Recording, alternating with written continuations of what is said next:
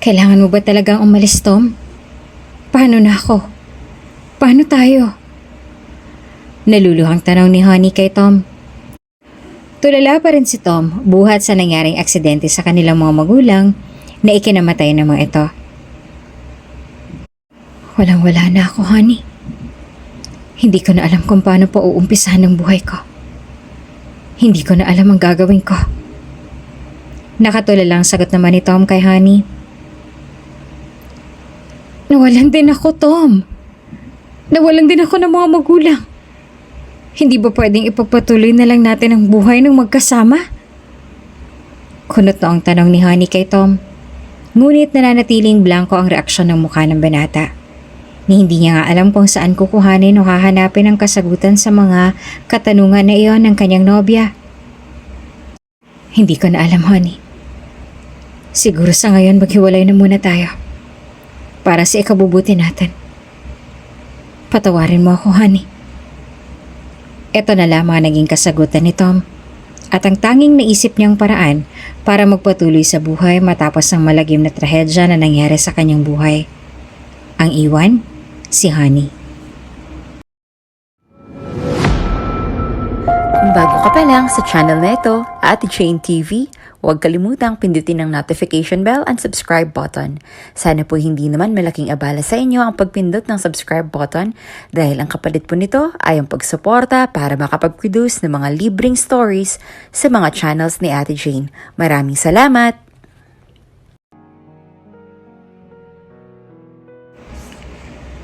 Magkababata sina Honey at Tom at halos ang kanilang mga magulang ay matatalik ding magkakaibigan.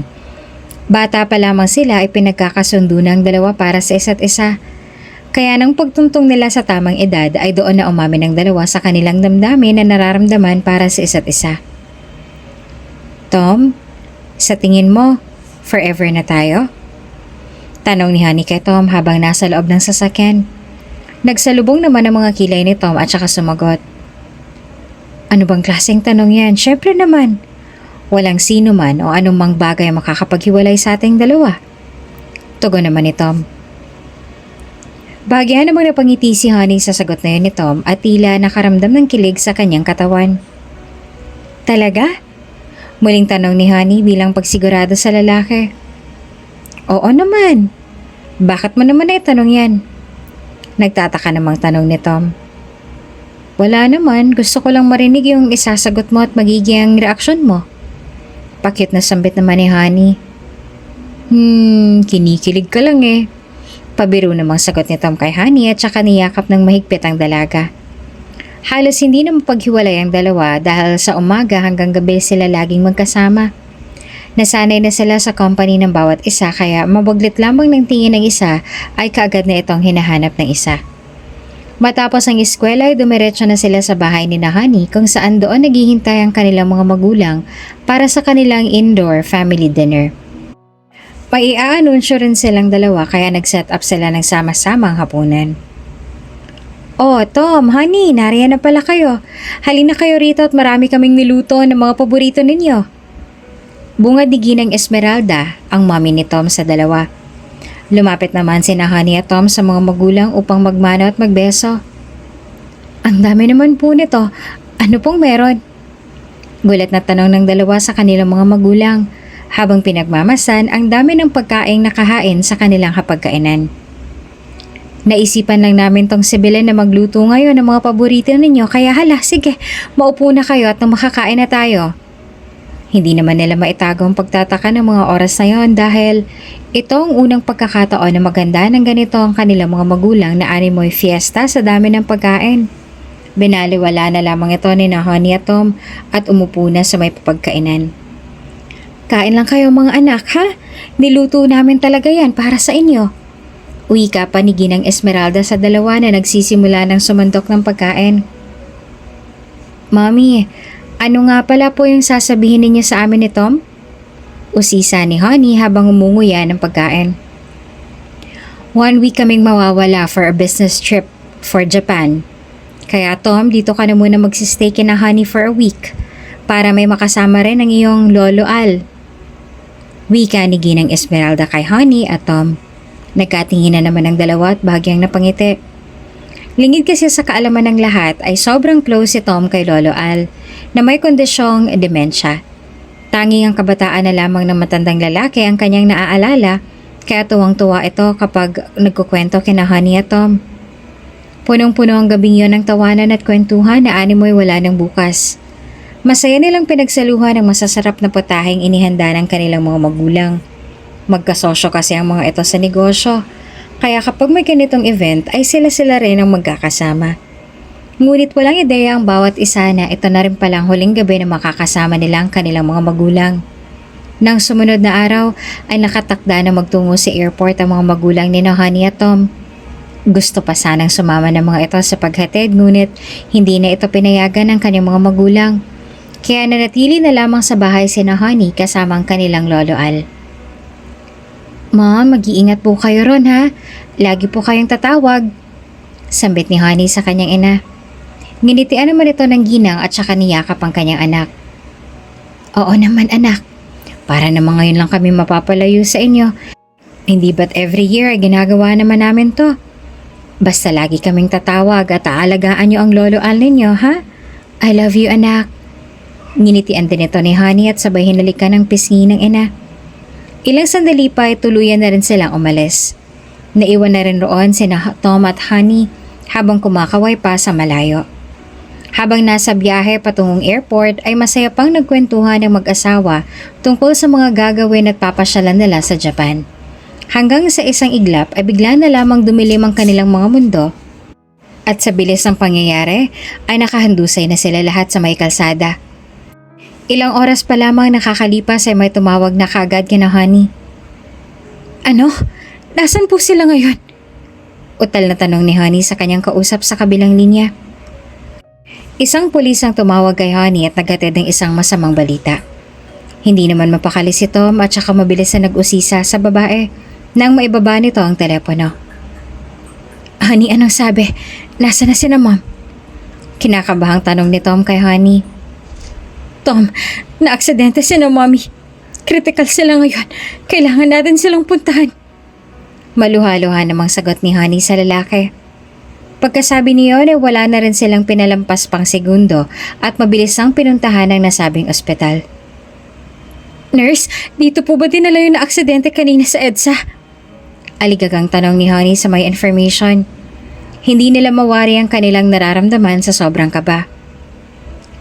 Sina Mr. and Mrs. Ramirez po ba? And Mr. and Mrs. Cruz? Opo, dito po. Kasalukuyan po silang nasa ICU. Kayo po bang kapamilya? Tugon naman kaagad ng nurse. Opo, kami po ang mga anak. Sagot ng dalawa na punong-puno pa rin ng pag-aalala ang itsura.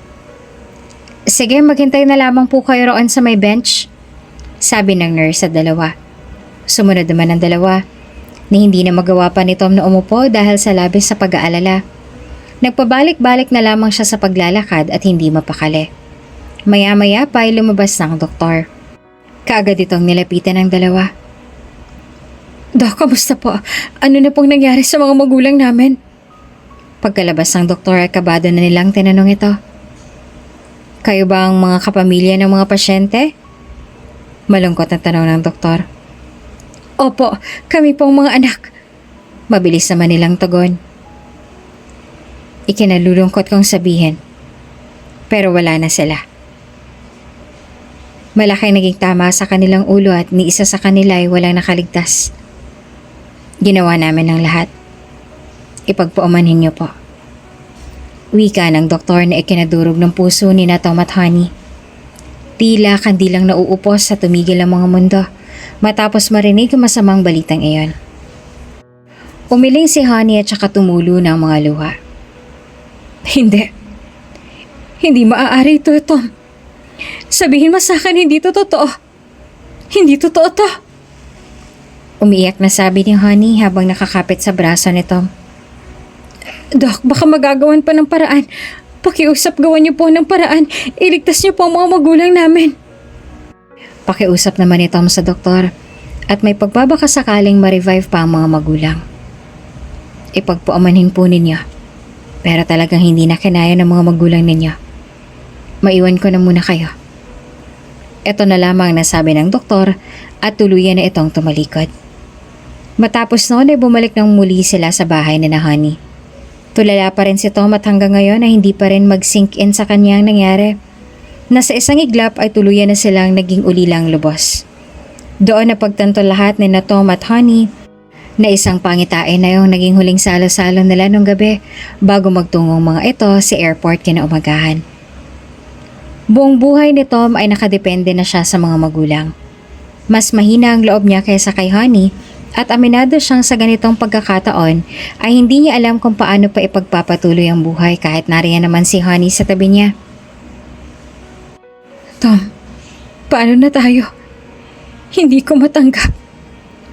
Umiyak pa rin na tanong ni Honey kay Tom. Maging ako hindi ko rin matanggap. Ang bilis. Ang bilis ng pangyayari. Bakit sila pa? Bakit? Nakatulala naman sa kawalan ng lalaki na sumagot. Dahil gustong mapag-isa muna ni Tom ay minarapat muna niyang umuwi sa kanila. Naiwan na lamang doon sina Honey at Lolo Al.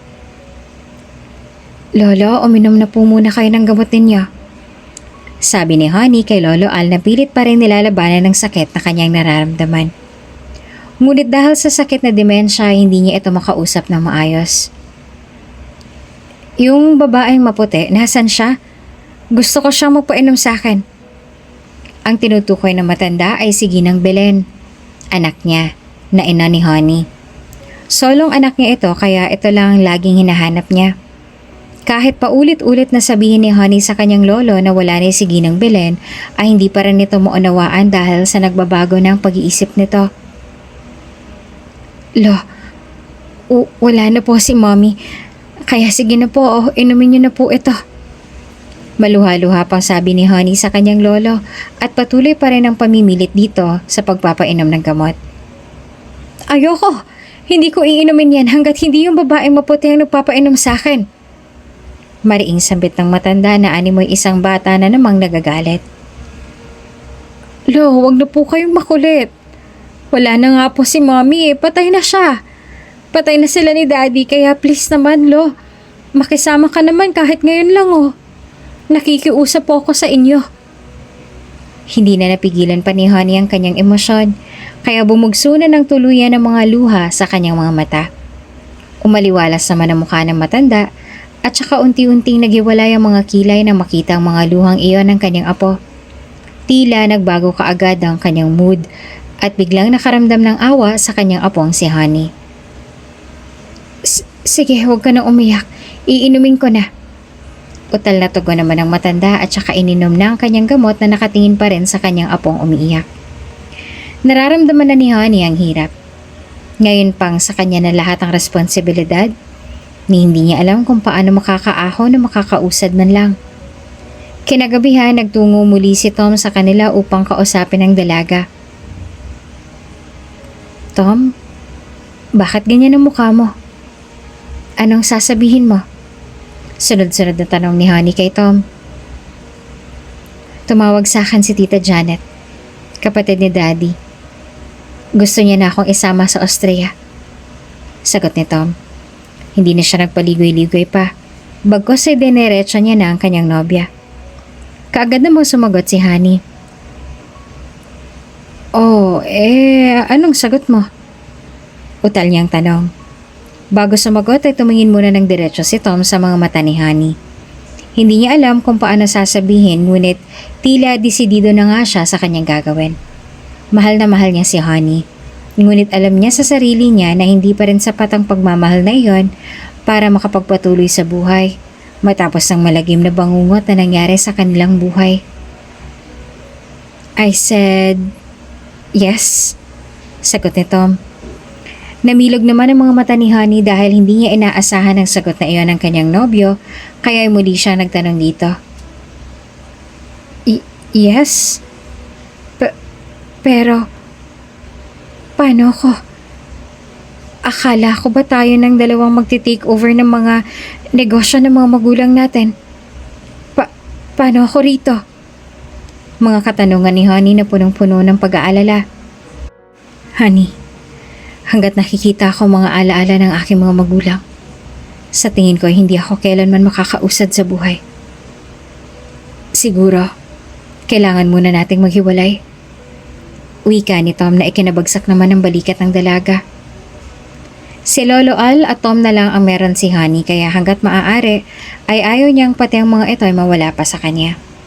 Ngunit sa pagkakataong ito ay nakikita niya na sa mga mata ni Tom ang matinding kagustuhan nga nito na umalis at piliin na iwan siya kesa sabay at magkasama nilang lampasan at pagtagumpayan ang matinding pagsubok na ito. Maghiwalay? Iyan bang solusyon mo, Tom? Ang makipaghiwalay? Tom naman, nawalan din ako. Hindi lang ikaw ang nawalan. Pero pilit ko pa rin pinapalakas ang loob ko dahil nariyan ka naman.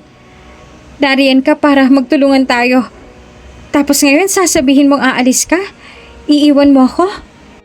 Tom naman, nawalan na ako. At tanging kayo na lamang ni Lolo alang natitira sa akin. Huwag mo namang gawin sa akin to, Tom. Pakiusap, huwag kang umalis. Malalagpasan din natin to na magkasama. Pagsusumamo ng dalaga sa kanyang nobyong si Tom. Sa puntong yon ay umiwas na ng tingin si Tom kay Honey. Mahirap man sa kanya ang desisyong ito, ngunit ito lamang sa ngayon ang nakikita niyang paraan para maghilom ang sugat sa puso niya. Para sa kanya ay hindi naman simpleng sakit ang nararamdaman niya ngayon. Nawalan sila ng magulang at ito na marahil ang pinakamasakit na paghihiwalay kesa sa usual boyfriend-girlfriend breakup. Ayaw niyang maging unfair kay Honey kung magpapatuloy siya kung wasak naman ang puso niya. Sobrang hirap nito sa kanya pero kailangan niyang tiisin. Kailangan niyang paglabanan. Kailangan niyang gawin. Hindi para pasakitan si Honey, kundi para parehas pa nilang mabigyan ng oras sa mga individual nilang sarili at unti-unting matanggap ang mga nangyari. Honey, hindi mo naiintindihan. Mahal kita. Pero kailangan ko munang gamutin ang sugat sa puso ko. Hindi lang isang magulang ang nawala sa atin, kundi dalawa. Buong buhay ko. Nakadepende ako kina mom at dad. At ngayon nawala na sila. Hindi ko na alam kung paano pa magpapatuloy. Hindi naman basta-bastang tao ang nawala sa akin. Sa atin. Mga magulang natin yon, Honey.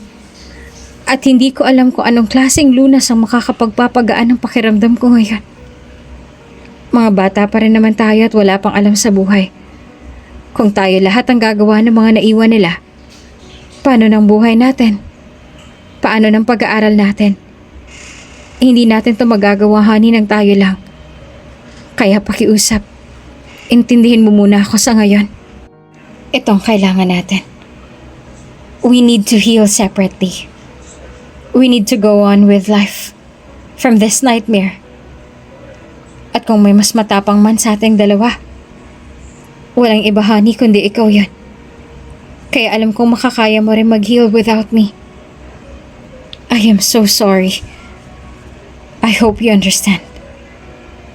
Malungkot na sabi ni Tom kay Honey. Hindi madali para sa kanya ito.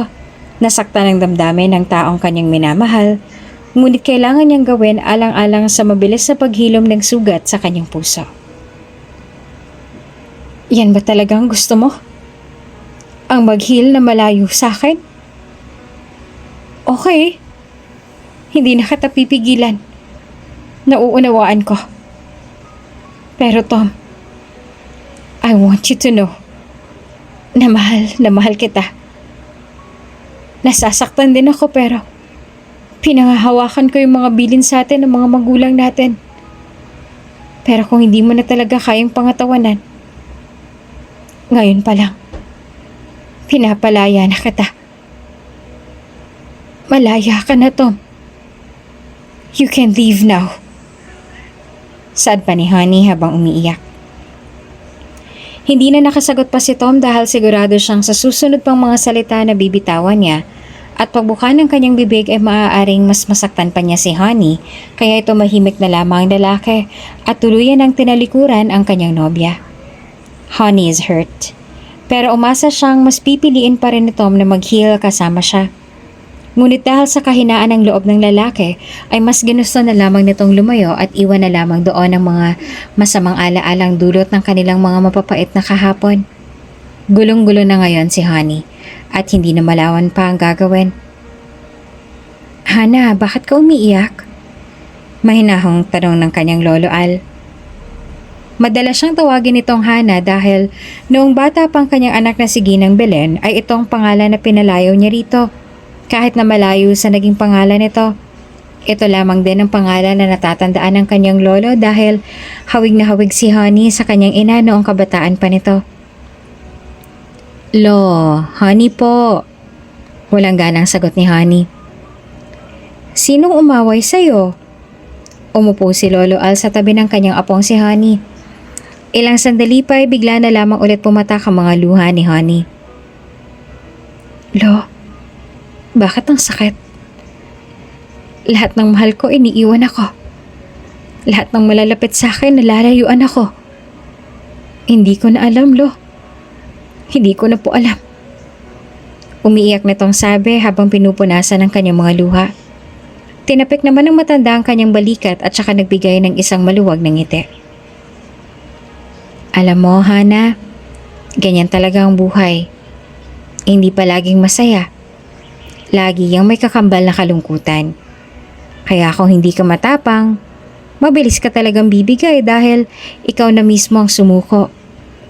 Huwag ka nang umiyak dahil nandito pa naman si Lolo. Ako, hindi kita iiwan, Hana. Dito lang ako sa tabi mo. Pagpapagaan pa ng loob na sabi ni Lolo Al.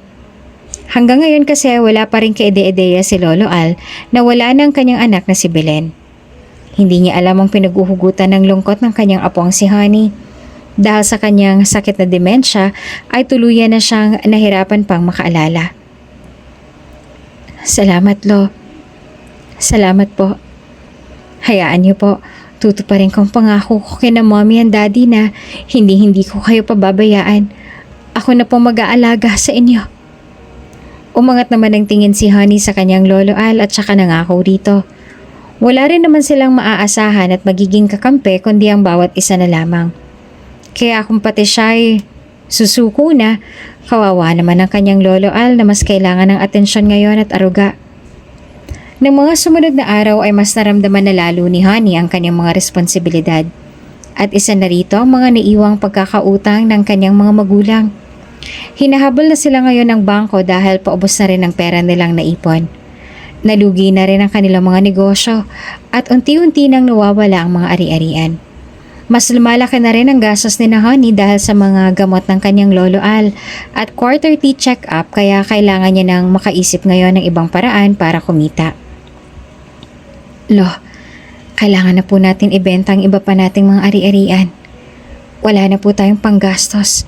At may malaki rin pong pagkakautang sina Mommy sa bangko. Kaya hinatak na po ng bangko yung iba pa nating mga properties. Kailangan ko na rin po kayong mapacheck up at paubos na rin po ang inyong gamot. Kaya kailangan po talaga natin ngayong magtipid. Hayaan mo, Lo. Kapag natapos ako, hahanap ka agad ako ng magandang trabaho para may pang-suporta na tayo sa ating dalawa. Wika ni Honey sa kanyang Lolo Al. Pinuntahan naman siya ng kanilang abogado at saka kinausap. Miss Honey, halos lahat po ng properties na iniwan ng mga magulang ninyo ay nahatak na po ng bangko.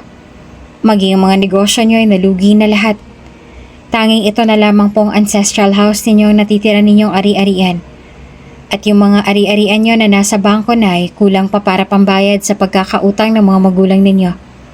Kaya nasa inyo ho ang desisyon kung pati itong bahay nyo ipapahatak nyo rin sa bangko. Lalong nanlumo si Honey sa sinabing iyon ng kanilang abogado. Itong ancestral house na tinitirhan nila ngayon ay ang nag-iisang alaala na lamang na natitira kina Honey at Lolo Al ng kanyang mga magulang. Hindi niya lubos maisip na kung pati ito ay mawawala pa sa kanila. Ngunit wala na rin naman siyang choice dahil kung hindi nila ito ibibigay ay mas malaking problema ang naghihintay sa kanila. Walang-wala na rin sila. At problema pa rin ni Honey ang pambili ng gamot ng kanyang Lolo Al. Hindi. Ito na lamang natitirang alaala ng aking mga magulang. Hindi maaaring pati ito ay isakripisyo ko pa. May iba pa po bang paraan o mapapahaba pa ang aking palugit para makabayad? Pagsalungat ni Honey sa abogado. Hindi na ho pumayag ang bangko sa panibagong palugit. Kaya kapag hindi pa po kayo nakabayad, sa ayaw o sa gusto ninyo ay sapilitan na rin itong kukuhanin ng bangko. Wika ng abogado at saka umalis na ito sa lugar. Napakahirap ng desisyon na to, Mom, Dad. Bakit tayo nauwi sa ganito? Anong nangyari sa buhay natin? Hindi ko makakayang kumpati itong bahay na nag-iisang alaala ninyo ay mawala pa. Kailangan ko rin namang magbayad ng tuition fee at bumili ng mga gamot ni Lolo. Hindi ko na po alam ang gagawin ko. Sambit ni Honey sa kanyang isip. Sa kabilang banda ay natigilan naman siya nang biglang agawin ng kanyang atensyon nang malakas sa sigaw ng kanyang Lolo Al. Hana! Hana! Malakas na sigaw ni Lolo Al. Nagmadaling umakyat sa pangalawang palapag si Honey patungo sa silid ng kanyang lolo upang alamin kung bakit ito nagkakanta sigaw-sigaw doon. Lo, bakit po? Ano po ang masakit sa inyo? Nag-aalalang tanong ni Honey pagkabukas niya ng pinto. Nadatnan niya ang kanyang lolo na nakaupo sa kanyang kama habang mahigpit na mariing nakahawak sa kanyang ulo. Ang sakit ng ulo ko, Hana. Tawagin mo nga yung babaeng maputi. Nakangibit na sabi ni Lolo Al. Muli ay siginang bilan pa rin ang kanyang hinahanap. Kaagad na mauupo si Honey sa tabi ng kanyang lolo. Saan po bang bandalo? Akin na po at hihilutin ko. Mahinahong tanong ni Honey sa matanda habang nakakunot ang noong nakatingin dito. Sa halip na magpatulong ay pilit pa rin hinahanap ni Lolo Al si Ginang Belen. Ito kasi ang gusto niyang mag-alaga sa kanya, tulad ng ginagawa nito noong nabubuhay pa siya. Ayoko! Gusto ko yung babaeng maputi! Mariing sabi ni Lolo Al. Huminga naman ng malalim si Honey at saka muling pinaliwanag sa kanyang lolo na wala na nga ang kanyang anak na si Ginang Belen. Lo, wala na nga po siya, diba? Ako na pong hihilot, saan po ba banda? Sabi ni Honey. Muling namilipit sa sakit ang matanda dahil sa matinding pagkirot ng ulo nito. Ang sakit, aray ko! Nakapikit na sambit ni Lolo Al.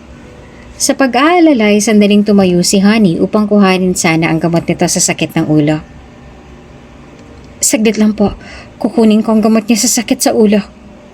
Wika ni Honey at saka nagtungo sa drawer nito kung saan nakalagay ang mga gamot ng matanda. Nang makita ni Honey ay biglang bumagsak ang balikat nito at napailing. Wala na pala. Mahinang sabi ni Honey sa kanyang sarili. Lumingon siya sandali sa kanyang lolo na kasalukuyang namimilipit pa rin sa sakit. Muli siyang lumapit dito at pinilit na lamang na siyang magmasahe sa ulo ng matanda dahil wala na siyang gamot sa ulo na mapapainom dito. Lo, hihilutin ko na lang po muna ha. Naubos na po palang gamot ninyo. Pero bukas na bukas po, ibibili ko na po kayo. Gagawa po ako ng paraan. Malumanay na sabi ni Honey sa kanyang lolo. Hindi ngayon malaman ni Honey kung saan kukuha ng pambili ng gamot. Kailangan din kasi nito ng reseta bago makabili kaya kailangan niyang maipa-check up munang matanda bago resetahan ng bagong gamot. Kalaunan din naman ay pumayag na si Lolo Al na si Honey na ang magmasahe ng kanyang ulo hanggang sa makatulog na ito. Habang minamasan ni Honey ang kanyang Lolo Al ay may kung ano nang kumirot sa kanyang puso.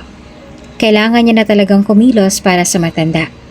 Ito rin ang bilin sa kanya ng kanyang ina na huwag pababayaan ang kanyang lolo at alagaan ito ng mabuti. Na mga sumunod na araw ay muling bumalik ang abogado para paalalahanan si Honey. Miss Honey, nagpadala na po ulit ang notice ang bangko. Kailangan niyo na hong isurrender ang bahay. Wika ng abogado sa dalaga. Naglabas ng isang mabigat na hangin si Honey at saka sumagot. Sa tingin ko ay wala na nga yata ako magagawa. Masakit man sa akin pero sige po. Ibinibigay ko ng pag-aaring iniwan sa akin ng mga magulang ko. At tuluyan na nga isinuko ni Honey ang kanilang bahay. Wala namang kaalam-alam si Lolo Al na wala na yung bahay na iniwan sa kanila ng kanyang anak na si Ginang Belen. Ito na kasi ang huling alas ni Honey para mawala na ang kanilang mga pagkakautang. Kahit masakit para sa kanya na ibigay na lang basta-basta ang pag-aari nilang ito, ay wala na rin siya magagawa. Kaya ipinangako niya sa kanyang sarili na balang araw, Kapag nakahanap siya ng magandang trabaho at nakapag-ipon ng sapat na pera, ay muli niya itong babawiin. Para makapagsimula muli ng bagong buhay ay pinili ni na Honey at Lolo Al na makipagsapalaran sa Maynila. Nangupahan sila roon at doon ay nagpatuloy ng pag-aaral ang dalaga. Nung una ay nahirapan siya dahil hindi niya alam kung saan at kanino iiwan ang kanyang lolo kapag nag-aaral na siya. Ngunit dahil nakisama naman ng matanda ay naging madali na lamang sa kanyang lahat. Umayon din kasi ang araw ng kanyang pasok na 2 araw lamang sa eskwelahan at ang iba ay online classes na. Habang nag-aaral ay pinasok na rin ni Honey ang iba't ibang racket para kahit na papaano ay may pandagdag din ito sa kanilang mga gastusin. May natitira pa rin silang pera at ito na yung tinitipid ni Honey para sa pang-araw-araw nila ng kanyang lolo. Lo, dito na po muna tayo titira ha. Maliit pero at least magkasama tayo. Gagawin ko po ang lahat para makaraos tayo. Kayo na lang po ang meron ako. Kaya hindi ko po hahayaan na magkahiwalay pa tayo. Alam ko pong malungkot at masakit. Pero huwag po kayo mag-alala. Kapag nakaipon na po ako ng sapat na pera, babawiin ko pong muli yung bahay natin. Naluluhang sabi ni Honey sa kanyang lolo at saka niyakap ito ng mahigpit. Kumunot naman ang noon ng matanda na tila nauunawaan ang sinabi ni Honey. Doon yun sa babaeng maputi. Sabi niya kay Honey at ang tinutukoy nito ay ang bahay. Opo, lo. Kay Mommy at Daddy po yan. Babawiin ko po yan. Pero hindi pa sa ngayon, lo. Sagot naman ni Honey. Babawiin natin yon ha, Hana? Malulungkot yung babaeng maputi. Malungkot na wika naman ni Lolo Al sa kanyang apong si Honey. Opo, Lolo. Pangako ko po.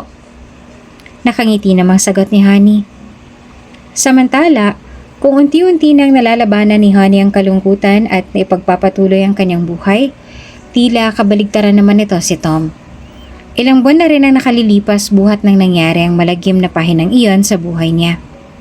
Naroon sa kwarto si Tom habang nakatayo sa harap ng kanyang bintana at nakamasid sa buong paligid.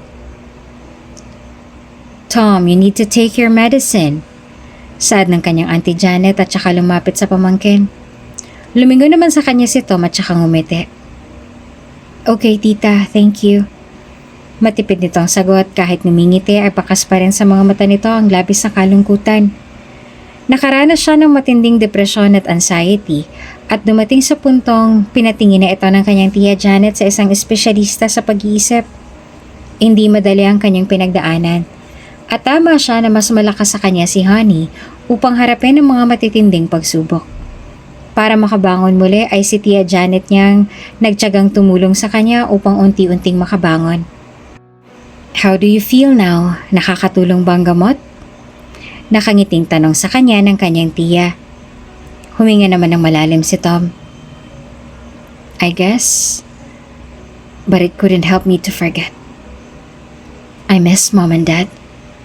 Sabi niya at muling nangislap ang kanyang mga mata dahil sa mga luhang unti-unting namumuo rito. Inakbayan naman siya ng kanyang tiya Janet. I understand, iho. I know it's hard. It's been a year since ang mawala sila. At alam kong nandyan pa rin yung sakit. Maging ako nasasaktan pa rin ako sa pagkawala ni Kuya. But all we need is acceptance to move on. Hindi yun madaling kalimutan. But you have to accept it and set them free. Alam kong hindi sila masaya ngayon sa nangyayari sa'yo. Kaya iho, tulungan mo rin ang sarili mo. Help yourself. Renew your energy. Babalikan mo pa si Honey, hindi ba? Wika ni Auntie Janet. Tama naman siya. Tom needs to accept the fact na wala na talaga ang kanyang mga magulang. Ngunit sa kabilang banday bilang isang anak na nawala ng parehas sa magulang, ay sadyang masakit ito para sa kanya, lalo pa talagang close na close siya sa mga ito. Na sa isang iglap ay kaagad na itong binawi sa kanya. Bumaling naman ang atensyon ni Tom sa kanyang dating nobya na si Honey. Simula nang umalis siya ay nawala na rin ang komunikasyon niya sa babae. Nadamay si Honey sa kanyang labis na paghihinagpis at alam niyang sa sarili niya na hindi niya talaga intensyong saktan ng dalaga. Ayaw niya lamang itong madamay sa pagiging miserable ng kanyang buhay at ayaw niya ring dumagdag pa sa isipin nito at alagain. Kaya nauwi siya sa ganoong desisyon ng kanyang buhay. Malamang ay kinamumuhian niya na ako ngayon. Diretsyong sagot ni Tom. Kaagad namang sumagot ang kanyang tiya. Paano mo naman nasabi? Taas kilay naman itong tanong sa kanyang pamangkin. It's been a year, tita. Ni hindi man lang ako nagparamdam sa kanya kung kamusta na nga ba siya. Kaya, sigurado akong sinusumpa niya na ako ngayon. Wika pa ni Tom. Honey is a very kind woman. She's a good-hearted one. At alam kong malambot ang puso niya. Kung nagalit man siya, sigurado akong mabilis ka rin niyang mapapatawad. Paliwanag naman ni Auntie Janet sa kanya. Tunay nga na literal na bilang isang babae, may malambot na puso rin si Honey. Siya ang uri ng tao na hindi marunong magtanim ng sama ng loob at magtago ng galit.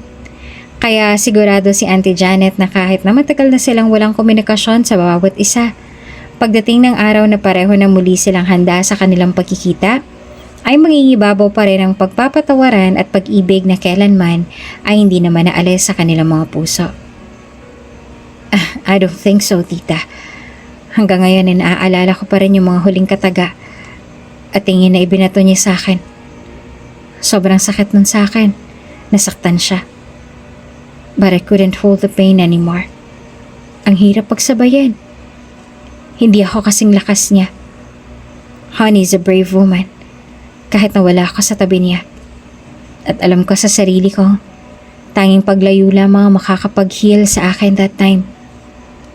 Muling sabi ni Tom. Nauunawaan ko, Tom.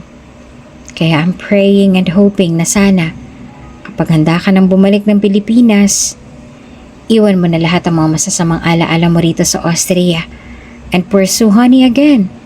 Kung pwede pa. Sige, iho, I'll go ahead. I have tons of meetings today and don't forget to take your meds, okay? I'll go ahead. Ito na lamang ang huling nasabi ng kanyang Auntie Janet at saka tuluyan ang nagpaalam sa pamangkin. Makalipas ang maraming taon, malaki nang pinagbago sa buhay ng bawat isa. Nakapagtapos na ng pag-aaral si Honey at nakahanap na ng magandang trabaho.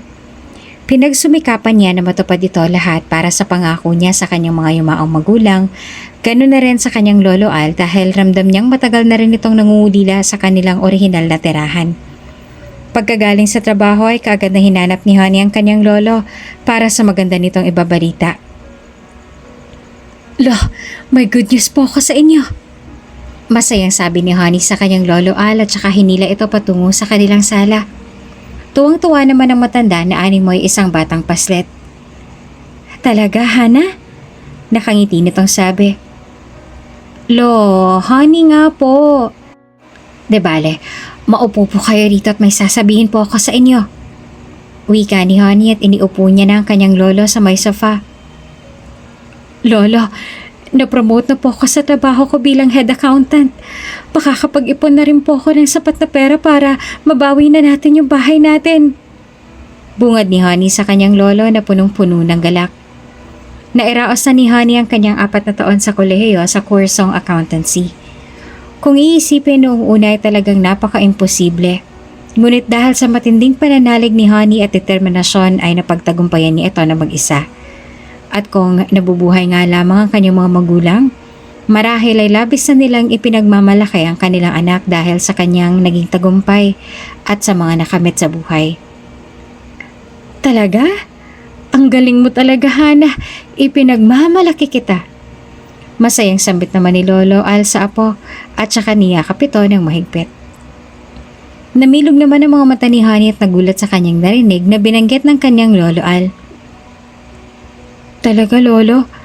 Proud ka sa akin? Paniniguradong tanong ni Honey sa kanyang Lolo Al. Palagi akong proud sa'yo. Sagot ng kanyang lolo. At sa pagkakataong ito ay seryoso na ito habang nakangiting nakatitig sa kanyang apo. Salamat, Lo. Para sa atin tong pagsisikap ko. Sabi ni Honey tsaka muling niyakap ang matanda ng mahigpit.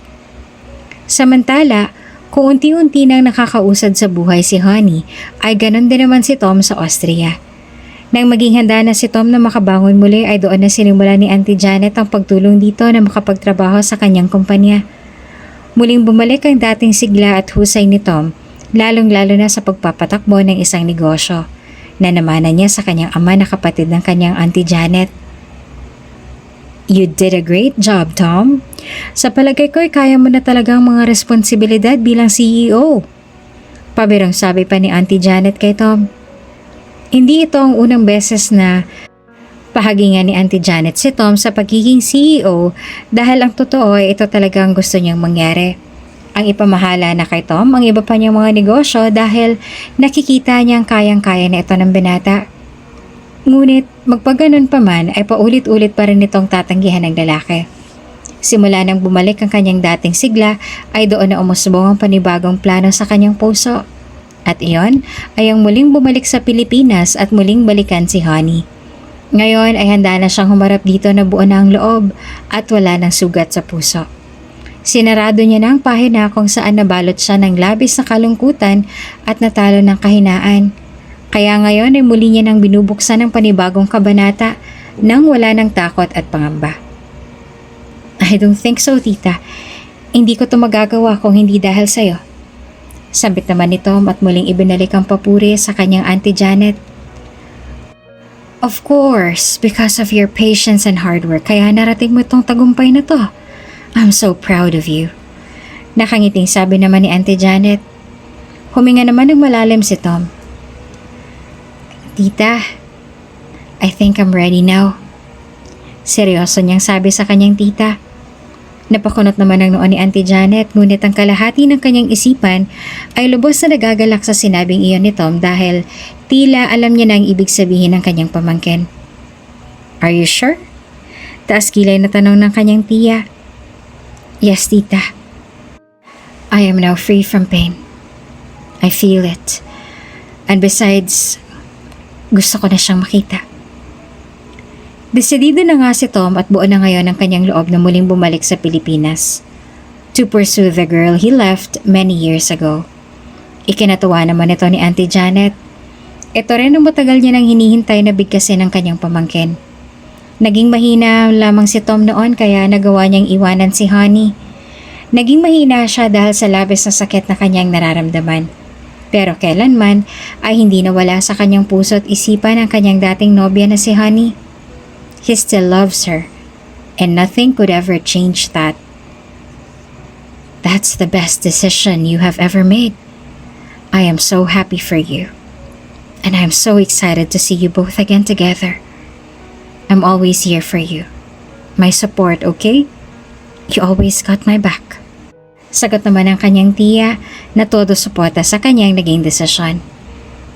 Thanks, tita. Thank you for everything.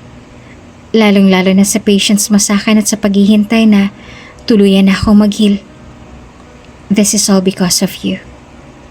Thank you. Muling pagpapasalamat ni Tom sa kanyang tiya at saka niyakap na ito ng mahigpit. Ilang araw pa lang ay tuluyan nang bumalik sa Pilipinas si Tom. Ibang-iba na siya ngayon, lalong-lalo na sa kanyang postura. He's now a grown-up man, passionate and matured one. Sa kabilang banday, malaki na rin ang ipinagbago ni Honey. Isa na siyang accountant at talagang isa ng kagalang-galang na profesional. Ni hindi niya akalaing mararating niya ang lugar at posisyon kung nasaan siya ngayon. Dahil dati-rati na may isang panaginip lamang ito. Nang makaipon katulad ng pinangako niya sa kanyang sarili ay muli silang bumalik ng kanyang lolo sa probinsya kung saan sila nagmula dati. Muli niyang kinontak ang kanilang abogado upang bawiin ang kanilang bahay na dating hinatak ng bangko. Attorney, bumalik po ako para bawiin sana yung bahay namin. I have here the money in exchange. Sambit ni Honey sa abogado na nangungusap ang mga mata. Oh, Miss Honey. Pero alam ko po ay may nakabili na sa bahay ninyo. You better check this matter din dun sa bank para mas maliwanagan kayo. At para sila na rin ang magpaliwanag sa inyo. Saad ng abogado. Wala nang alam ang abogado sa mga naging transaksyon sa pagitan ng bangko at buyer ng bahay. Kaya minabuti na lamang nito na ipadiretso na lamang doon si Honey para sila nang magpaliwanag sa dalaga. Nakabili? Okay, sige attorney. I'll go to the bank and check the statement. Thank you. Sabi ni Honey tsaka umalis na at nagtungo sa bangko kasama ang lolo niya. Nang marating niya ng nasabing bangko ay kaagad niyang hinanap kung sino ang pwede niyang makausap. Hinarap naman siya ng manager ng bangko at saka ipinaliwanag dito ang lahat. Sino? Sinong nakabili? Tanong ni Honey na magkasalubong ng mga kilay. Don't you have the records or even the name ng bumili ng bahay namin? That's impossible. Pagtataka pa ni Honey. Hindi kasi ibinigay sa kanya ng manager ng information na nakabili dahil ito na rin ang bilin sa kanya ng buyer. Isa naman talaga ito sa patakaran ng bangko na wag basta-basta ibigay ang personal info ng kanilang kliyente dahil pribadong bagay na ito. Sorry Miss Honey pero bahagi lamang po ito ng privacy ng aming mga kliyente. If you want to check out, maaari niyo pong balikan yung bahay ninyo. I'm 100% sure na naroon na nakatira yung nakabili ng bahay. Tila hindi na nga mapilit pa ni Honey ang manager kaya sinunod na lamang niyang sinabi nito. Muli niyang binaybay ang daan patungo sa kanilang dating tirahan ng kanyang lolo Al. Habang papalapit na sila rito ay tila mas bumilis ang tibok ng kanyang puso. Dahil sa wakas, matapos ang maraming taon ay masisilayan ng muli ang kanilang bahay. Ang bahay ng kanyang mga ninuno at mga magulang. Nang marating na nila ito ay muli itong pinagmasdanin na Honey at Lolo Al. Bakas naman sa itsura ni Lolo Al ang tuwa nang muling makita ang bahay. Wala pa rin itong pinagbago. Ultimo ang kulay ng pintura ay ganong-ganon pa rin. Kung talagang may matagal na nakabili nito, sa isip ni Honey, marahil nagustuhan ng may-ari ang mismong kulay at design ng bahay dahil wala man lamang itong naging pagbabago rito. Isang sandali pa'y pinindot na ni Honey ang doorbell. Kaagad namang may nagbukas ng gate.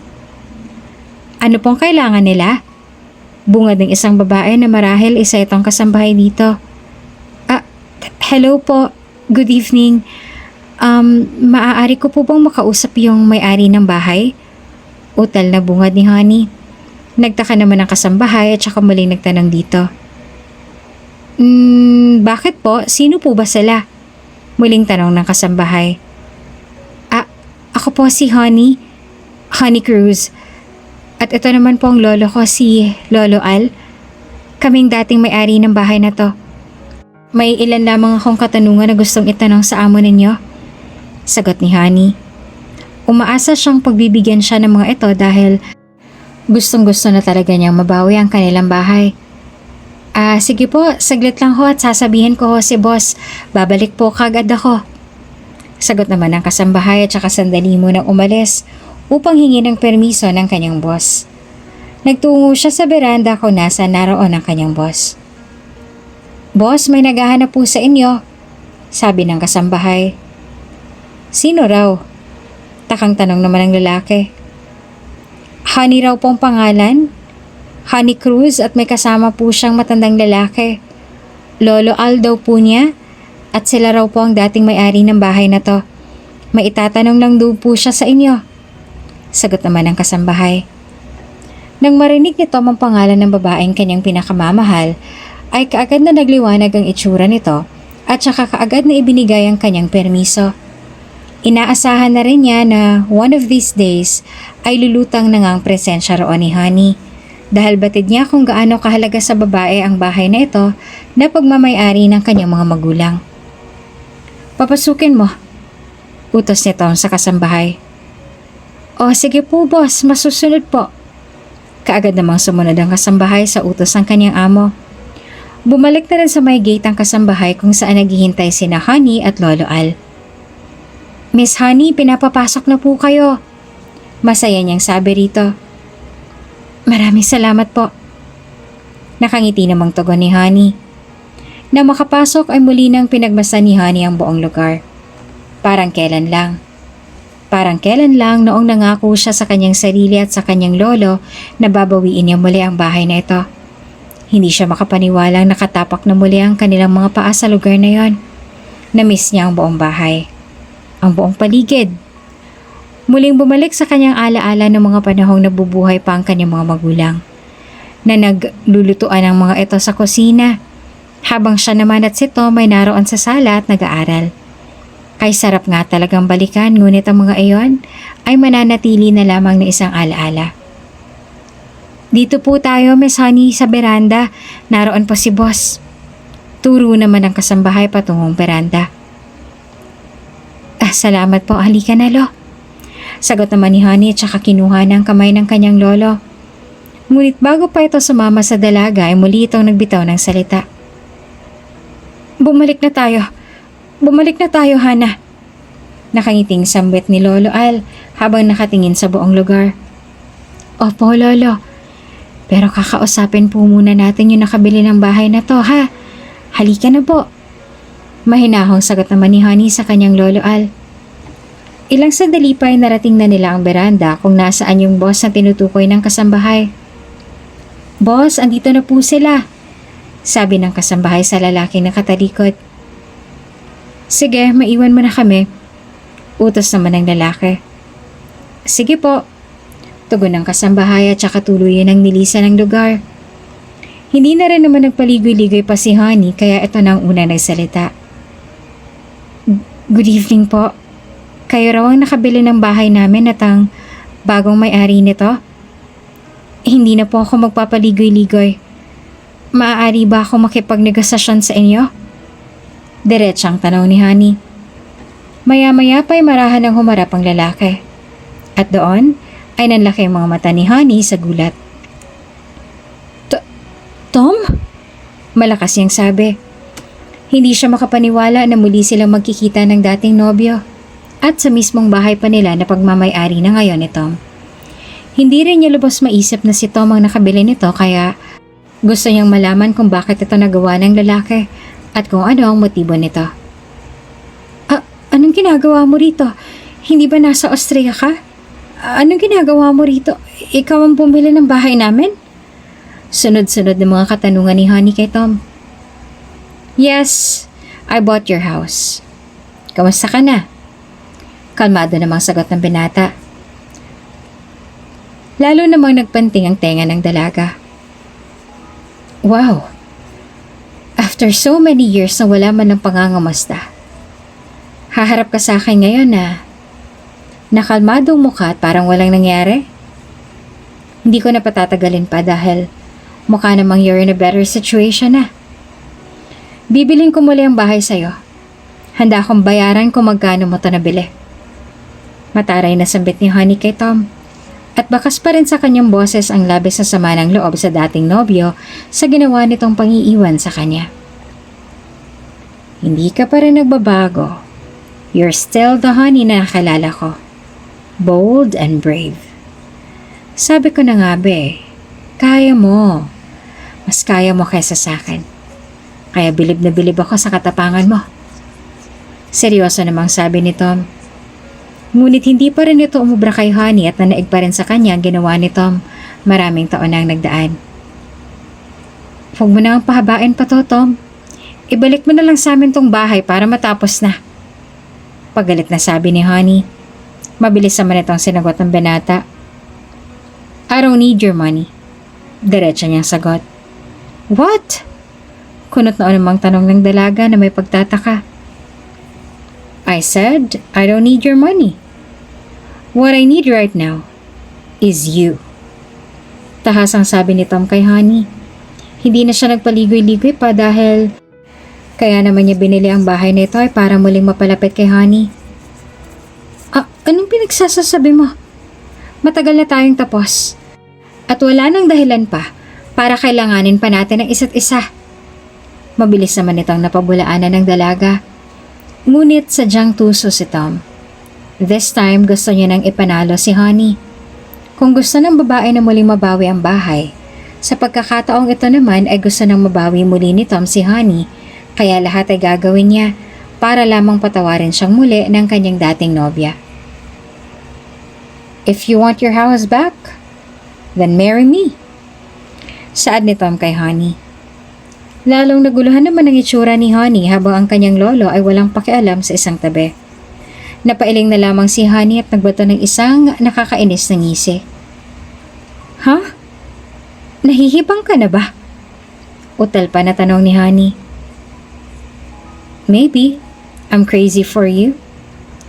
Kung gusto mong maibalik sa'yo tong bahay, kung gusto mong maibalik muli ang nag-iisang alaala sa'yo ni na tito at tita, pakasalan mo ako.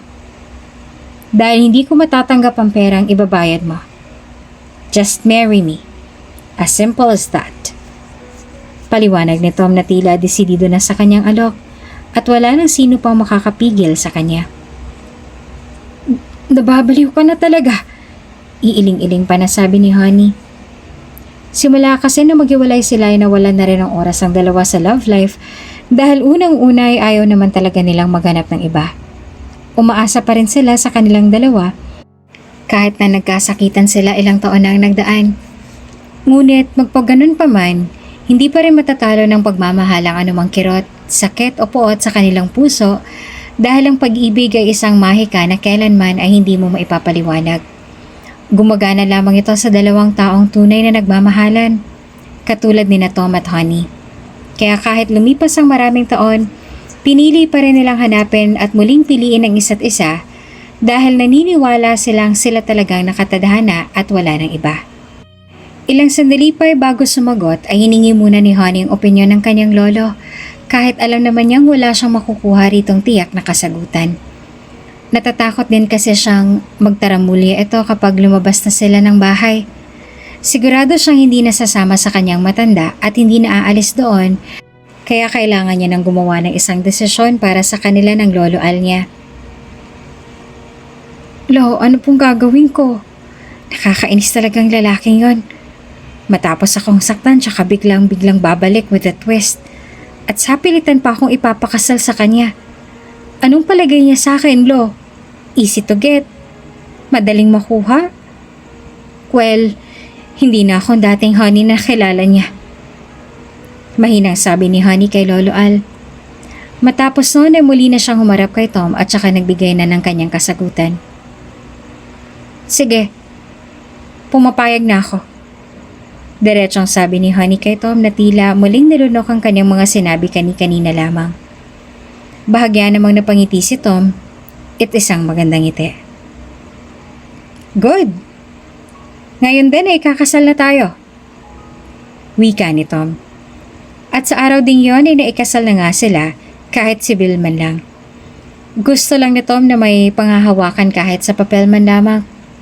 Gustuhin man niyang sa simbahan pakasalan si Honey ngunit sa pagkakataong ito ay alam niyang hindi pa sila lubusang naaayos ni Honey kaya ito na muna ang kanyang tatrabahuin. Congratulations! You are now officially married. Wika pa ng judge sa dalawa. Matapos ang kasal ay muli na silang bumalik sa bahay. Nilapitan ni Honey si Tom at saka nagtaas ng kilay at nagsalita. Oh, naikasal na tayo. Maaari ka nang umalis. Mataray na sambit ni Honey kay Tom. Ha? Sa pagkakaalala ko, ang usapan natin ay ikakasal tayo para makuha mo na ulit itong bahay. Sagot naman ni Tom. Oo nga, kaya makakaalis ka na. Kami na ulit ni Lolong may-ari ng bahay na to. Utal naman na tago ng dalaga. Wala sa usapan na aalis ako. At katulad ng mag-asawa, kailangan nating magsama sa iisang bubong. Kaya hindi ako aalis. Dagdag naman ni Tom kaya lalong nagpanting ang tenga ni Honey. Aba, utal nitong sabi. Hindi na siya nakapag-react pa sa bilis ng pangyayari. Kaya kaysa umalis ay pinili na lang niyang lunukin ang kalokohang to ni Tom at tiisin ang mga palabas nito. May problem ba, Honey? Tanong ni Tom kay Honey nang may diin sa pangalan na tila may ibang ibig sabihin. Tse! Sagot ni Honey tsaka tinalikuran na lamang lalaki. Natuwa na lamang si Tom at nagtungo na rin papunta sa kanyang opisina. Nilapitan naman ni Honey ang kanyang lolo Al at saka muling sinabi rito ang magandang balita. Lo, nandito na ulit tayo sa bahay natin. Nabawi na po natin. Sobrang saya ko po. Sabi ni Honey sa kanyang lolo. Ako rin. Pero mukhang patay na patay sa'yo yung lalaki. Mukha siyang pamilyar. Sagot naman ni Lolo Al na nabaling ang usapan kay Tom. Naku Lo, huwag na natin siyang pag-aksayahan ng panahon. Mapapaalis din natin siya rito. At saka, dito na rin po ako nagpadestino Lolo sa trabaho ko para hindi na ako luluwas pa ng Maynila. Butit pinayagan na ako. Wika naman ni Honey. Dahil may branch ang kanilang company sa lugar na yon, ay doon na lamang hiniling ni Honey sa management na mapalipat para mas malapit na ang kanyang uuwian. Pinayagan naman siya kaagad ng mga ito dahil kumbaga asset na sa kanila si Honey. Kaya kung ano man ang hilingin nito ay mabilis lang napapagbigyan ng buong management. Nang sumunod na araw ay nag-ayos na ng sarili si Honey upang pumasok sa trabaho. Nakita naman siya ni Tom na nakasuot na rin ng tuxedo na animoy may-ari ng isang kumpanya. Saan ka pupunta? Takang tanong ni Tom kay Honey. Kaagad naman itong sinagot ng babae. Papasok sa trabaho, may problema ba? Mataray niyang sagot kay Tom. Ihahatid na kita. Alok naman ng lalaki. Huwag ka na mag-abala, kaya ko nang pumasok sa trabaho na mag-isa. Kontra naman kaagad ni Honey. Nagmistulang aso't pusa ang dalawa. Ultimo sa pagtulog ay hindi sila magkatabi. Bagkos ay magkahiwalay pa rin sila ng kwarto na tinutulugan. Huwag ka nang magsungit dyan, halika na. Hindi na rin naman papatalo si Tom at kapag sinabi niya ay gagawin niya talaga. Aba talagang, sabi ni Honey na mainis sa kanyang boses. Hoy lalaki, gusto ko lang naman na malaman mo, nakasalang tayo sa papel at walang feelings yon. Kung tutuusin isang uri yun ng pambablackmail, kaya huwag kang mag-expect sa akin na magpapaka-wife material ako sa'yo. Masungit pa niyang sabi. Okay, but you can change the fact na asawa na kita. Sa ayaw at sa gusto mo. Taas kilay naman na sabi ni Tom kay Honey. Wala na rin nagawa pa ang dalaga. Whatever, sabi nito at saka nauna nang sumakay ng sasakyan. Tahimik lang sila sa biyahe. Ilang minuto lang din ang lapit ng opisina nila mula sa kanilang bahay, kaya nung matanaw na ni Honey ang gusali na kanyang pinagtatrabahuhan, ay mabilis niya na itong pinahinto sa binata. Dito na ba? Tanong ni Tom kay Honey. Oo, dyan na lang sa gilid. Sagot naman ni Honey. Pagkatigil ay kaagad na itong bumaba ng sasakyan. Muli namang sumilip si Tom sa bintana. Bye! Wala man lang pang goodbye kiss? Pahabol pa nito. Goodbye kissin mo yung mukha mo. Masungit na sagot naman ni Honey. I'll pick you up at 6, okay? Wika ni Tom. Nagsalubong naman ang mga kilay ng dalaga. 6? Hindi ako makakauwi ng 6. May sarili akong schedule at hindi mo yan malalaman. Sagot ni Honey. Akma na sana itong tatalikod nang biglang bumaba ng sasakyan si Tom. Okay, we'll see. Wika niya. Oh, anong ginagawa mo? Sad naman ni Honey na may pagtataka. Inayos na nga ni Tom ang kanyang suot at saka taas noo at gwapong-gwapong tumingin sa buong gusali. Wala ba akong karapatang pumunta sa kumpanya ko? Nakangisi niyang sabi sabay tingin sa dalaga. Anong kumpanyang pinagsasasabi mo? Naguguluhang tanong naman ni Honey. Sa halip na sumagot si Tom ay sinimulan na lamang nitong humakbang patungo sa loob ng malaki at mataas na gusaling yon. Nagtataka na lang na sumunod si Honey at sinundan na lamang si Tom. Na makapasok na sa loob ng gusali ay kaagad na bumungad sa kanila ang pagbati ng mga empleyado roon, lalong-lalo na kay Tom. Doon na patunayan ni Honey na kilala na nga si Tom sa kumpanyang yon. Ngunit bakit? At paano? Mga katanungang namumutawi sa isipan ngayon ni Honey. Good morning, Sir Tom! Bungad ng mga empleyado. Good morning! Nakangiting tugon naman ni Tom sa mga empleyadong madadaanan.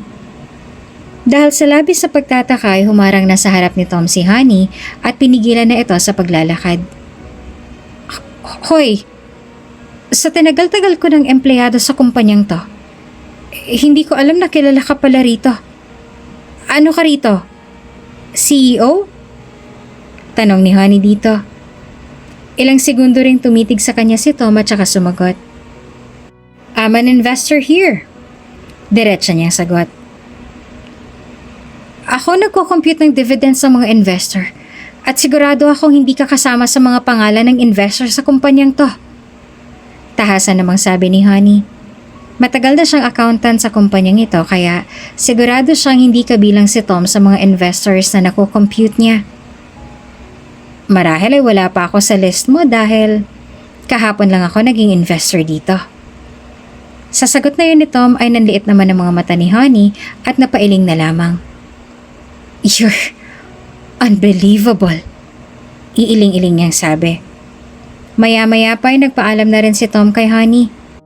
Sinigurado lang niya talaga na walang ibang lalaki ang lalapit kay Honey dahil nakatali na siya rito noon pa man. Sige na, I'll go ahead. Sigurado ako na wala nang aali-aligid sa asawa ko. See you later. Sabi ni Tom at saka tuluyan ng umalis.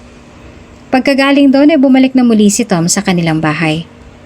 Tila kanina pa siya hinihintay ni Lolo Al na marahil ay kanina pang nakaupo roon sa may terrace. Iho! Iho, saglit lang! Tawag ni Lolo Al kay Tom na akma na sanang papasok sa loob ng bahay. Lolo Al, may kailangan po ba kayo? Magalang naman na tanong ni Tom sa matanda. Nakita mo ba si Hana? Kanina ko pa kasi siya hinahanap. Nagtatakang tanong naman ng matanda. Napangiti naman ng bahagya si Tom dahil noon pa man ay Hana talaga ang tawag nito kay Honey. Ah, si Honey po. Nakapasok na po siya sa trabaho. Sagot naman ni Tom. Nako, nakalimutan na naman niyang hilutin ang ulo ko. Sobrang sakit na naman ang ulo ko. Bigla namang umibit ang mukha ng matanda at saka napahawak sa kanyang ulo. Ganun po ba? Gusto niyo po bang ako na lang ang magmasahe ng ulo niyo?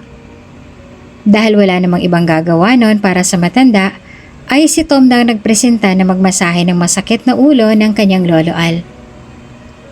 Maaari ba? Tanong naman ng matanda na animoy nagpapaawa pa kay Tom.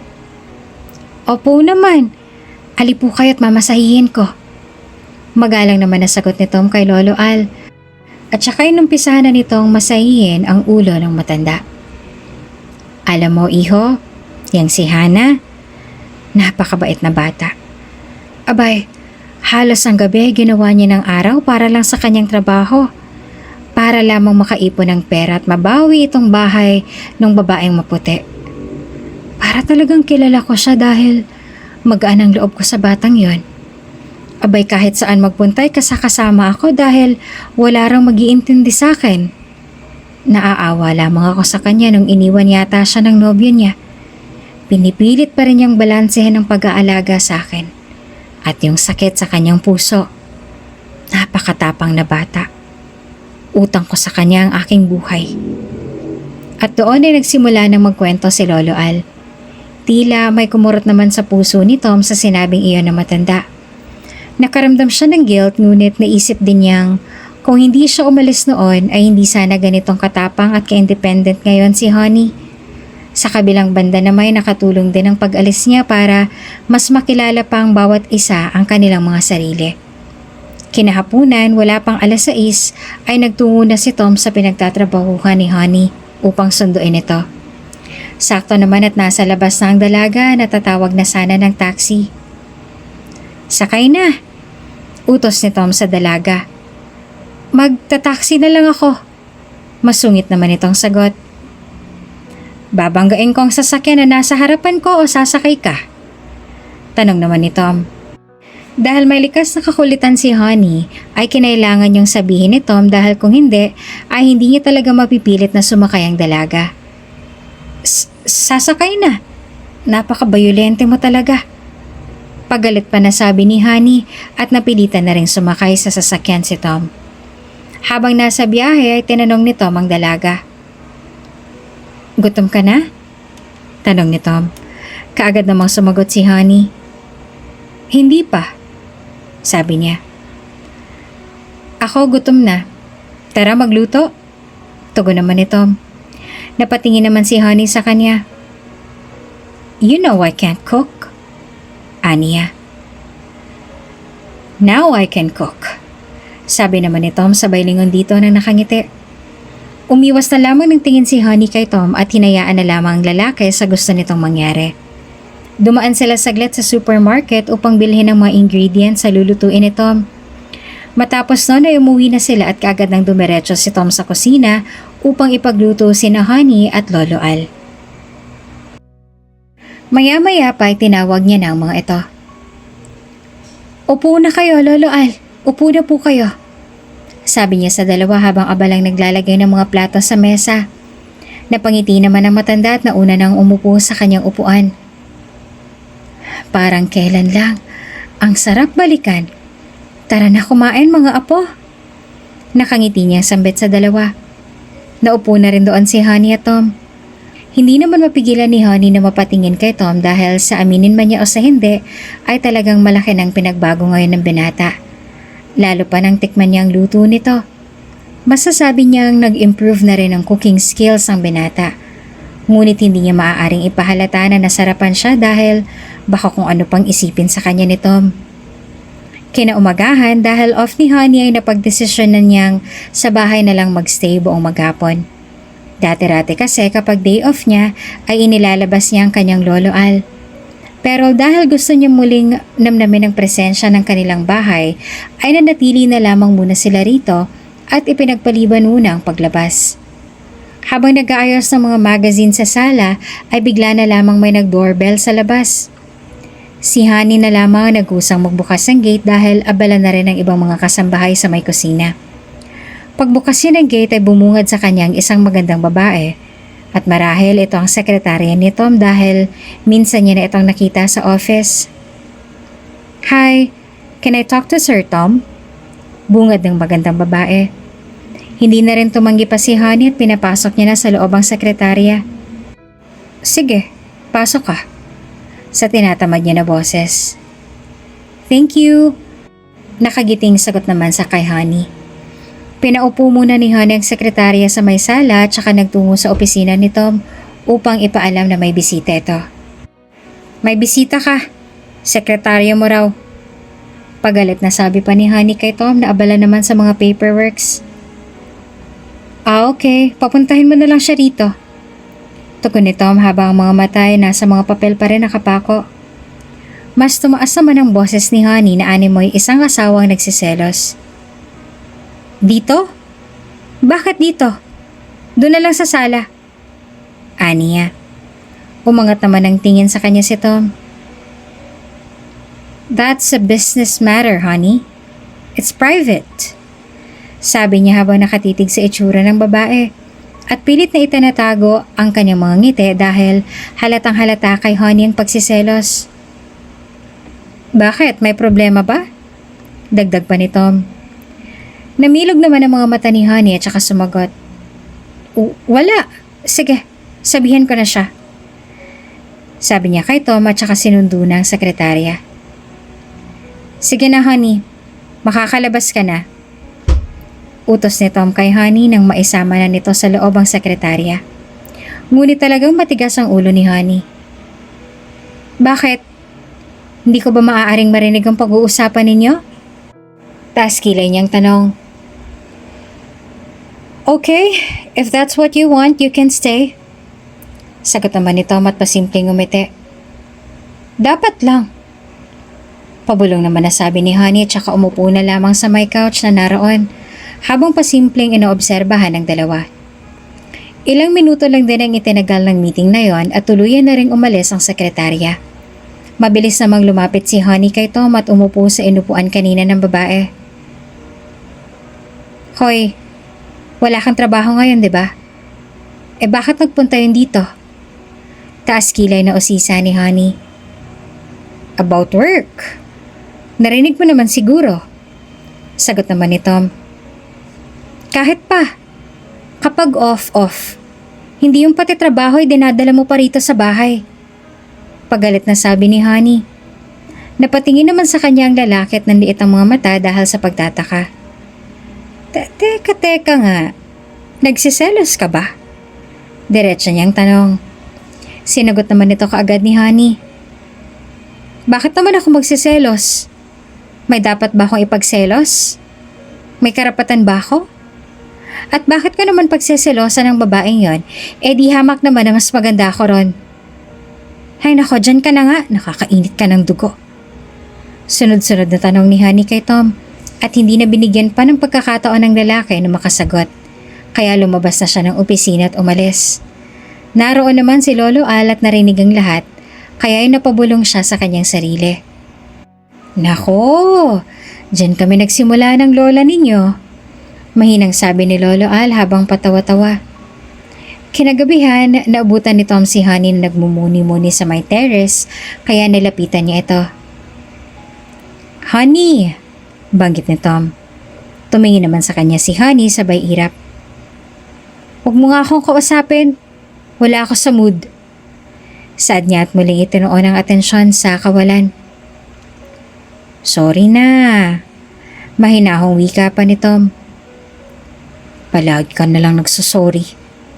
Sabi pa ni Honey. Kasi lagi kitang nasasaktan. Pag-amin naman ng lalaki. Yun na nga ang punto ko. Tumingin si Honey kay Tom at sa pagkakataong ito ay seryoso na siya. Hindi ba pwedeng wala na lang sakitan? Dagdag pa ni Honey. Alam kong yun pa rin ang issue. Sorry kung nahihirapan ka na dahil sa akin. Paumanin naman ni Tom at aminado sa kanyang mga nagawa at hindi nagawa para sa dating nobya. Kung may paninindigan ka lang sana, di sana tayo pa.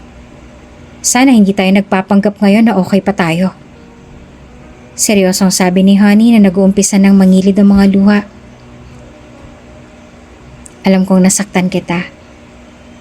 But that pain has a purpose. Sagot naman ni Tom. Ano man yung purpose na yan, pain is still pain. Tinatak mo na yan sa puso ko. Matalim na sagot naman ni Honey at saka tinalikuran ng lalaki at umalis na sa lugar. Tila kulang pang ang ginagawang effort ni Tom para makuhang muli ang loob ng dalaga at muli itong mapatawad at matanggap. Nauunawaan naman niya ang nararamdaman ni Honey, kaya mas nadoblehin niya ngayon ang kanyang effort para tuluyan na silang magkaayos ng dating nobya. Kinaumagahan, aligaga si Honey na hinanap si Lolo Al. Manang, si Lolo Al po ba napansin ninyo? Tanong ni Honey sa kasambahay. Ay opo, naroon po sila ni Sir Tom sa may garden, nagbabanding po yata. Sagot naman ng kasambahay at kaagad na tinungo ni Honey ang direksyon na sinabi niya. Nang makarating siya sa garden ay doon niya natagpuan sina Lolo Al at Tom na naglalaro ng chess. Tinawag naman siya kaagad ng matanda nang makita ito. Hana, halika, samahan mo kami rito ni Tim. Yaya ng matanda sa kanyang apo. Sandali namang lumapit doon si Honey. Lo, iinom na po tayo ng gamot. Saad ni Honey. Napainom na ako nito ni Tim. Mahimbing pa kasi ang tulog mo kaya hindi na kita inistorbo. Sagot naman ng matanda at maling pangalan na naman ni Tom ang kanyang binabanggit. Pasimple namang napangiti ang dalawa sabay nagkatinginan. Nang magpanagpo at magkasalubong ang kanilang mga tingin ay bigla namang bumilis ang tibok ng puso ni Honey at saka umiwas na ng tingin sa lalaki. Aalis na sana si Honey nang muli siyang mapatingin kay Tom. Salamat. Mahina niyang sambit dito. O siya, sige po. Magpapahanda lamang po ako ng almusal. Maiwan ko na po muna kayo riyan. Wika pa ni Honey at saka iniwan na roon ang dalawa at hinayaan na lamang na magbonding ang mga ito. Habang lumilipas ang mga araw ay gumagaan na rin ang pakikitungo ni Honey kay Tom. Nakikipag-usap na rin siya dito ng hindi pagalit at padabog. Tila nga gumagana ng mga efforts ni Tom para muling makuha ang loob ng kanyang dating nobyang si Honey. Honey, pwede ka bang makausap? Malumanay na tanong ni Tom kay Honey. Naroon sila sa may beranda. Sige. Tungkol saan? Tugon naman ni Honey at napatingin sa hawak-hawak ni Tom na brown envelope. Iniabot ito ni Tom sa kanya. Ano to? Nagtatakang tanong ni Honey. Ang titulo ng bahay. Ibinabalik ko na sa'yo. Diretsong sagot ni Tom. Napatingin naman si Honey sa kanya at bahagyang lumuwag pa ang mga ngiti. Salamat. Utal nitong sabi. Ngunit bigla na lamang nagbago ang reaksyon ng mukha nito at saka nagsalita. Bukas na bukas, aalis na rin ako. Sabi niya pa. Muling nagsalubong ang mga kilay ni Honey. Kung kanina lamang ay maluwag ang kanyang mga ngiti, ngayon ay napalitan na naman ito ng lungkot sa mga labi. Aalis? Bakit? Nagtataka nitong tanong. Hindi ba yun din naman ang gusto mo? At saka alam kong araw-araw kang nahihirapan sa tuwing nakikita ako. Kaya, aalis na lamang ako. Paliwanag pa ni Tom. Buong akala kasi ng binata ay tila wala na talaga silang pag-asang magkaayos pa muli ng dalaga. Pakiramdam niya ay mas lalong nahihirapan si Honey sa tuwing nakikita at nakakasama siya, kaya naisip niya na ang desisyon na ito. Nang sabihin niyo ni Tom ay nabuhay na naman ang galit sa puso ni Honey at muling nahalungkat ang nakaraan. Aalis ka na naman? Heto na naman tayo. Kung kailan unti-unti nang naaayos ang buhay ko. Kung kailan naghihilom na yung sugat. At saka ito na naman. Sisirain mo na naman. Aalis ka na naman. Pagalit na sabi ni Honey. Nangilid na rin ang kanyang mga luha sa pagkakataong yon. Hindi ba yun naman ang gusto mo? Iyon naman ang araw-araw mong pinaparamdam sa akin, di ba? Na ayaw mo na. Na hindi ka interesado. Na kahit kailan na hindi na tayo babalik pa sa dati. Hindi ba ikaw naman ang may gusto nito? Sagot naman ni Tom. Alam mo, Tom, nung araw na umalis ka, kung binigyan mo lang ako ng pagkakataon, hindi kita susukuan kahit ipinagtubuyan mo pa ako. Pero ngayon ganito ka na naman. Ganun ba talaga ako kadaling sukuan? Minahal mo ba talaga ako? At tuluyan na ngang pumatak ang mga luha sa mga mata ni Honey. Hindi na hinintay pa ni Honey ang kasagutan ni Tom dahil alam niyang kapag narinig niya ito, ay posible na naman siyang masaktan. Posible na namang bumalik yung sakit at baka mahirapan na naman siyang makarecover. Kaya umalis na lamang siya at piniling magpalipas ng oras sa isang bar at uminom ng uminom hanggang sa tuluyan na siyang makalimot. Hi miss, are you alone? Habang nagsasayaw sa dance floor ay may isang maskuladong lalaki ang lumapit kay Honey. Hindi, kaya umalis ka riyan. Hindi kita type. Masungit na sagot naman ni Honey na halatang may tama na ng alak dahil unti-unti na siyang nawawala ng balance. Nagpanting naman ang mga tenga ng lalaki at tila nayurakan ng kanyang pagkakalalaki kaya pinagsalitaan niya na ng masama si Honey. Yabang na to ah. Akala mo ba type kita? Panigurado namang prostitute ka rin tulad ng iba rito. Pakipot ka pa. Bastos at walang galang na sagot naman ng lalaki. Hoy, lalaking balbasarado na mukhang sanggano. Bawiin mo nga yung sinabi mo. Hindi mabibili ng pera mo ang taas ng standards ko. Umalis ka nga riyan. Sinisira mong gabi ko. Pagmamataray pa ni Honey. Sa sinabing iyon ng dalaga ay lalo namang nagpanting ang tenga ng balbasaradong lalaki. Akma niyang sasaktan si Honey nang biglang may pumigil dito. Si Tom. Bakla ka ba para pumatol sa babae? Tanong ni Tom sa bastos na lalaki. Napalingon naman kaagad si Honey nang marinig ang boses na yon. Tom? Gulat niyang tanong. At saka naman binalingan ng lalaki si Tom. At sino ka naman? Mayabang na tanong ng lalaki kay Tom. Taas noon namang sumagot si Tom. Asawa niya. At ang may-ari lang naman ang bar na to. Wika pa niya. Matapos noon ay pinatawag na nito ang mga bouncer para ang mga ito nang sumalo sa bastos na lalaking yan. Kayo nang bahala sa kanya. Utos ni Tom sa mga bouncer. Halika na, you're drunk. Pagpapatuloy pa nito at saka hinila na ang braso ni Honey. Ayoko! Magpapakalasing ako! Pagpupumiglas pa ni Honey, at pilit inaalis ang kamay ni Tom na mahigpit na nakahawak sa kanya. Hindi pa nakontento si Tom, kaya binuhat niya na si Honey habang ang lahat ay nakatingin sa kanila at naging sentro ng atraksyon. Tom, ano ba? Bitiwan mo nga ako! Sigaw ni Honey habang sinusuntok-suntok ang likod ng binata. Nang makauwi sila sa bahay, diniretso ni Tom si Honey sa kanyang kwarto. Ibaba mo nga ako sabi eh! Malakas na sigaw ni Honey. At katulad ng kanyang sinabi ay binaba na nga siya ni Tom sa kama. Aray! Bakit mo ako binaba? Muling sigaw ni Honey. Alam mo bang ginagawa mo? Seryosong tanong naman ni Tom sa kanya. Oo. At hindi ako lasing para hindi matandaan yon. Mariing sagot ni Honey. You will stay here in my room. Para makasigurado akong wala kang gagawing masama. Halos muntik ka nang mabastos ng manyak na yon. Pigil-pigil pa rin ito ang kanyang galit na kulang na lamang ay balikan niya ang lalaki para sapakin ito sa kanyang muka. Ano naman? Ano bang pakialam mo? Mataray na tanong ng dalaga. May pakialam ako.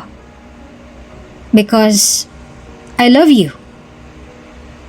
At doon ay tuluyan na nga sinabi ni Tom kay Honey ang mga katagang matagal niya nang gustong pakawalan at sabihin sa kanyang dating nobya.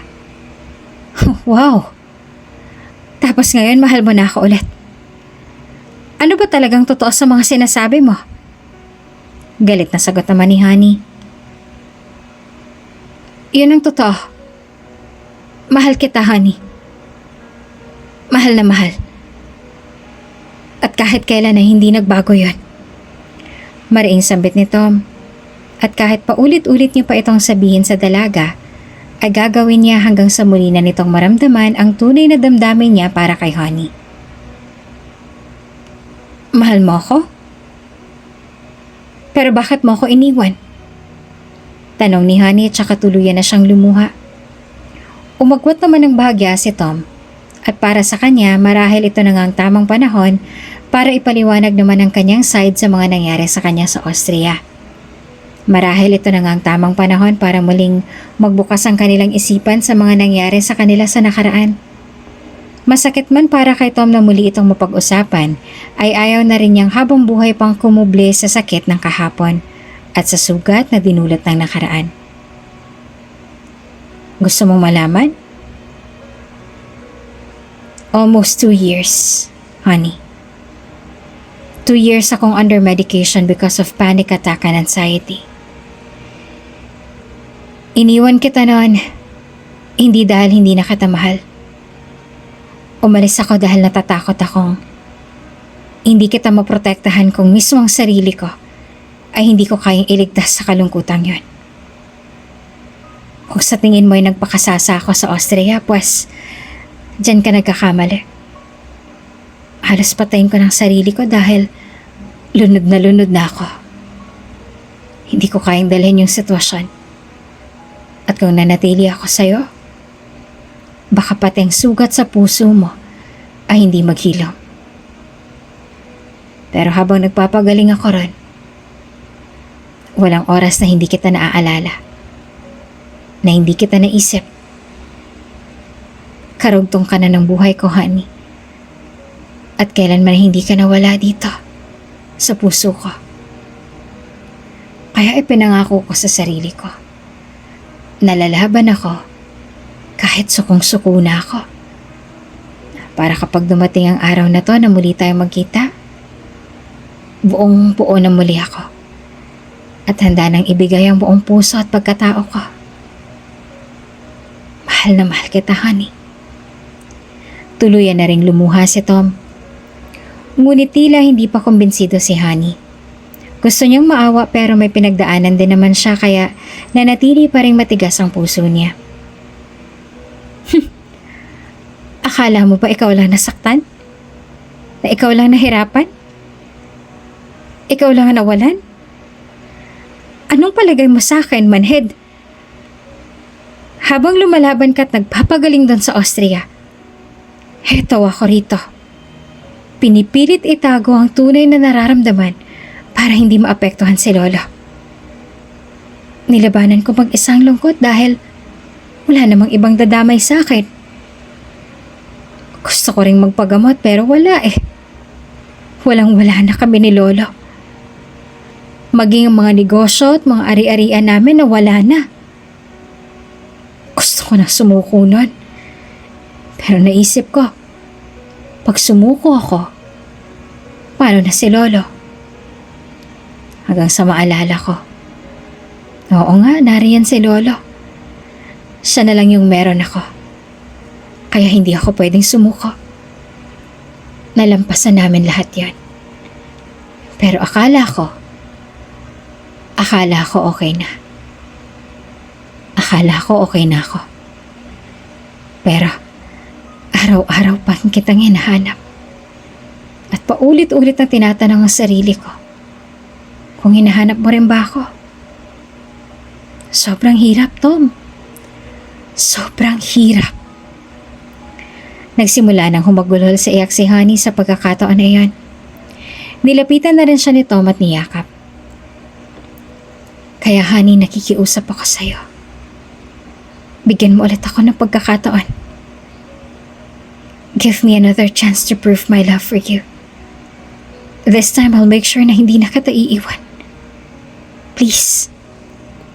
Wika nito at saka muli itong niyakap ng mahigpit. Tuluyan ang nanghina ang buong sistema ni Honey sa mga yakap na iyon. Namiss niya ang mga braso ng binata na nakapulupot sa kanyang katawan. Namiss niya ang lilim ng pagmamahal ni Tom na ito na lang kanyang ginawang pahingahan. Tama. Kay Tom lang niya matatagpuan ang tunay na pahinga. Dahil sa mga yakap na iyon, hindi niya akalaing muli siyang bibigay at tila napawi ang lahat ng galit at puot sa kanyang puso. Marahang kumala sa pagkakayakap si Tom kay Honey at saka tinitigan ito ng malalim ng kanyang namumungay na mga mata. Wala nang salita pang gustong kumawala sa kanilang mga bibig.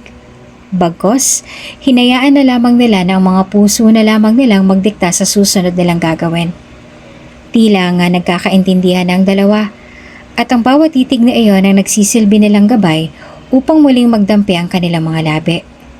Nang muli na itong magdikit, ay doon na mas lalong naramdaman ni Honey ang matagal niyang pangungulila sa binata at ganun din naman si Tom.